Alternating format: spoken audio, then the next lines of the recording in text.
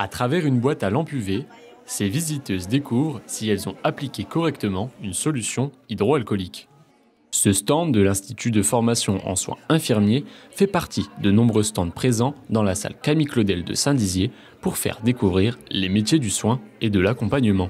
Ce seraient les soins, vous voyez, un petit peu plus corporels, soins des mains, massage, la pédicure pour les femmes, le rasage pour les hommes, aussi le bien-être aussi, vous voyez, quand les hommes ils ont mal au niveau des cheveux, de la tête, ou même les femmes aussi. On a découvert ceci et comme on pourrait dire, c'est plus quelque chose qui approche la personne. Je suis venue pour découvrir les métiers. Parce que j'aimerais faire les soignantes et ça m'intéresse bien de découvrir les métiers. De nombreux organismes ont souhaité participer à cette journée pour présenter des formations en recherche de candidats ou des métiers dévalorisés à travers des ateliers de mise en situation. Vous avez fait attention, effectivement, j'ai nommé toutes les parties du corps. Le Covid nous a tous appris à découvrir ce que c'était que la solution hydroalcoolique. Et donc là, on propose au grand public de tester une solution hydroalcoolique un petit peu particulière. Elle est fluorescente.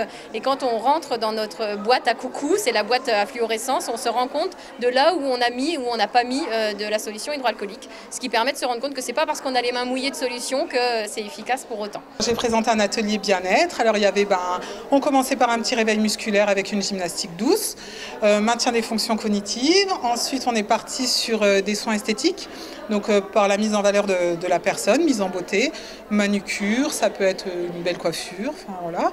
Et aussi le massage bien-être des mains et de la tête. On peut faire la formation en soins infirmiers et aussi et surtout la formation aide-soignante d'1 an par la voie de l'apprentissage. Les avantages, c'est que pour le former, c'est un revenu pendant tout le long de leur formation qui serait donné par un employeur.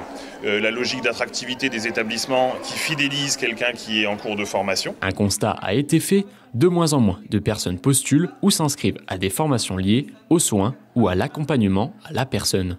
On peine aujourd'hui à trouver suffisamment de personnes pour faire ces formations alors qu'on en a vraiment besoin. Et ce qui est très intéressant aujourd'hui, c'est que ce n'est pas juste une présentation de ces formations, c'est qu'il y a des mises en situation avec des mannequins pour les personnes âgées, avec des bébés pour tout ce qui touche aux soins de la petite enfance. Donc ça permet vraiment aux jeunes et aux moins jeunes de comprendre concrètement quel est le quotidien des gens qui font des métiers dans ce secteur d'activité. Pour cette première édition, de nombreux participants en quête d'une formation ou d'une reconversion professionnelle ont répondu présent et sont repartis avec plusieurs clés en main.